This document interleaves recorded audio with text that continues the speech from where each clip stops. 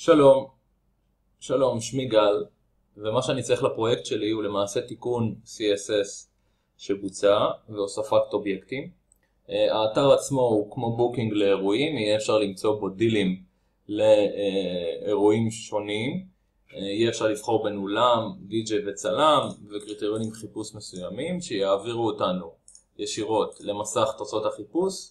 במסך תוצאות החיפוש נוכל לראות איזה תאריכים זמנים לאיזה אולמות, לבחור דיל ספציפי, ללחוץ עליו, לעבור למיני סייט של אותו אולם, להשאיר פרטים או לטלפן, לקבל כל מיני פרטים על אותו אולם. עכשיו, כמו שאפשר לראות, זה כבר די מתוכנת, אבל יש פה כמה דברים שצריך להוסיף. דבר ראשון שצריך להוסיף, יש אובייקט חיפוש כאן, שהוא טווח מחירים שלא מופיע, אבל מופיע ב-PSD.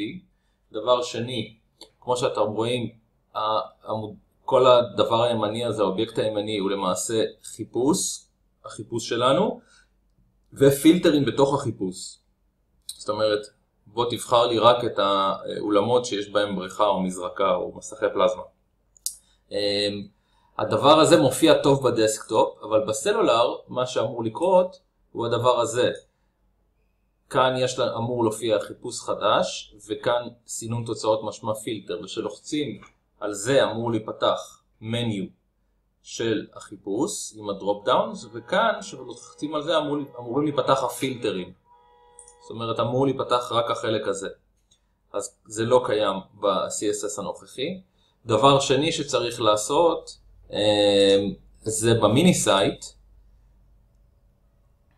צריך כאן לעשות סקרולר עם חצים, גם זה מופיע ב-PSD העיצוב של זה, כדי שיהיה אפשר לעבור בין התמונות הקטנות, ואותו דבר גם לסלולר.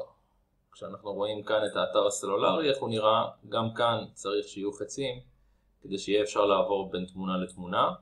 זהו, זה סך כל העבודה, עבודה יחסית קצרה, אבל אנחנו צריכים אותה. יאללה, תציעו מה אתם יכולים לעשות.